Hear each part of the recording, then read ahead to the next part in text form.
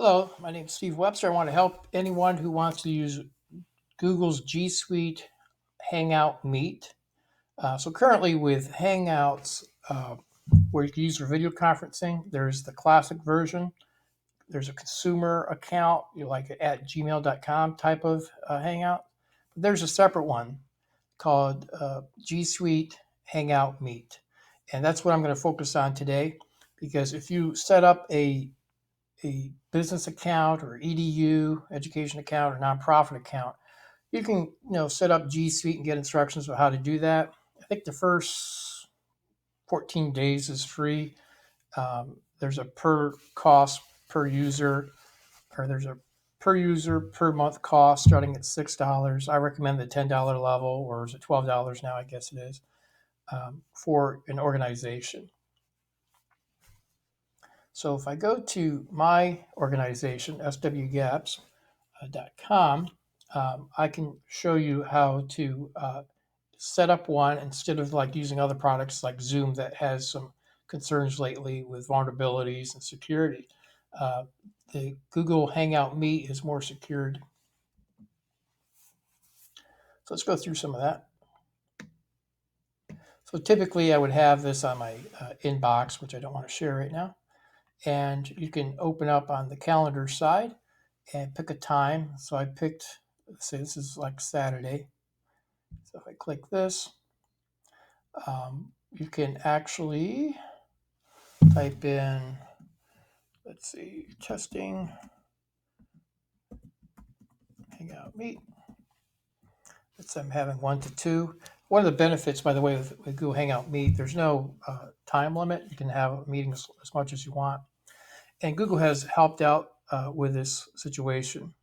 They have decided no matter what level of G Suite you have, they're going to give you enterprise level extra features that normally enterprise level people have, which means you can have up to 250 people collaborating, speaking to each other in the Google Hangout Meet, and plus 100,000 people viewing one session.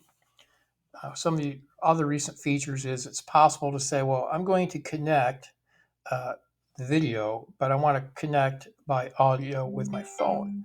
And it can use up just one account instead of two in that case. So let me pull out something here.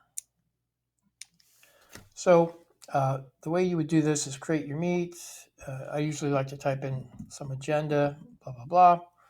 And then you add in your email addresses here, okay? And then you click save. And then by default, it usually sets up a meeting in your domain. But if you're not sure, you can edit it in the calendar. Let's move this over. And if it isn't added by default, which I thought I had set up, you can say add conference. Actually, it does add by default when you start inviting people, then it does add the Hangout Meet automatically. But in this case, I did not add anyone. So up to 250 participants, as I said.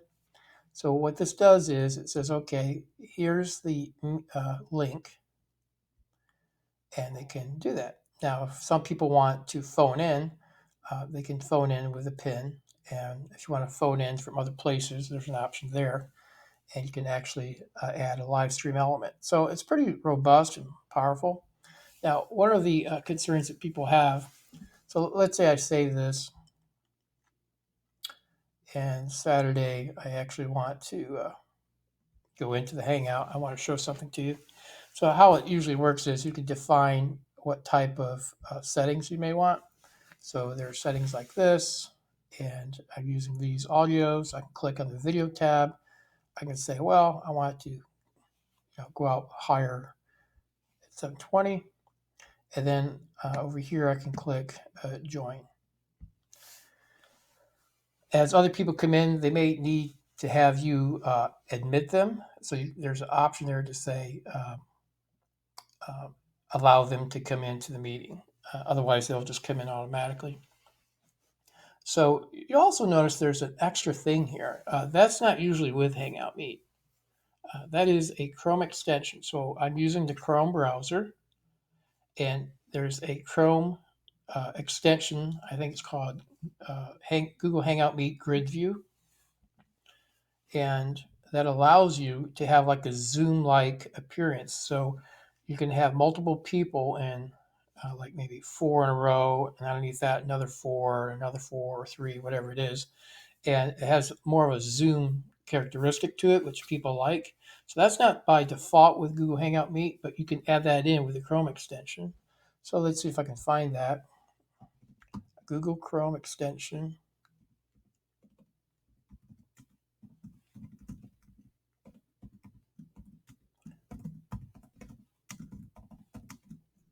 Say grid view.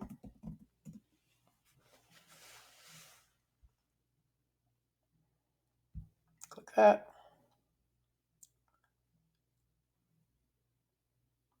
And I've already installed it. So it's called Google Meet Grid View, actually.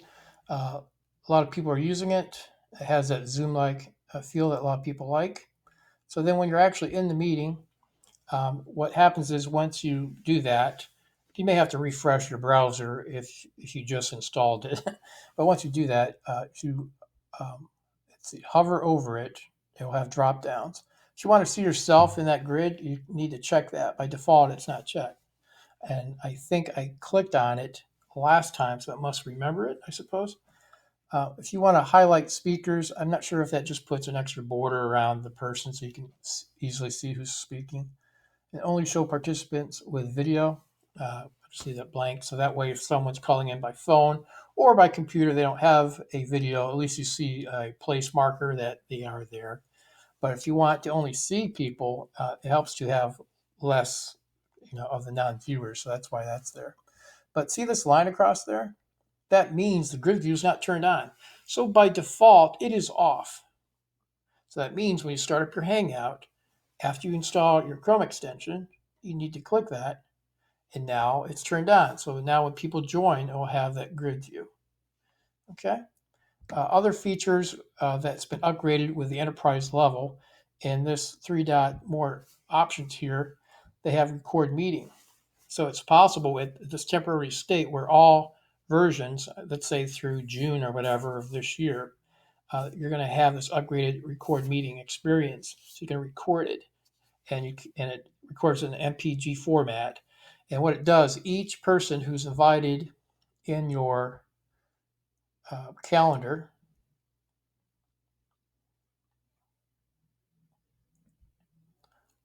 so each person that's invited here will have an update in their description of the link to that recorded session. They may not know it's there, but it will go there. But then number two, what you have to do is when you do the record meeting, whoever's the host, it goes to their Google Drive and will create a folder and put in that meeting, that timestamp, I think, and so forth. You may still have to share it with other people, but because I think by default it's only you. So even though it shows up in their calendar uh, description, if they click on it, don't have access. So we have to ask for permission. So that's the overview of how to use Google Hangouts Meet with G Suite. So again, if you don't have G Suite, you could say, well, I do want to at least have it for the next 14 days for free. So you can go through this and set it up for 14 days for free. And then you could cancel, I suppose. But in the spirit of things, you really should join it for a while, I suppose. There may be other organizations that may have this, and you may kindly ask them, may I leverage your domain to have this meeting I want to have that's outside of your business, an offering, if you will.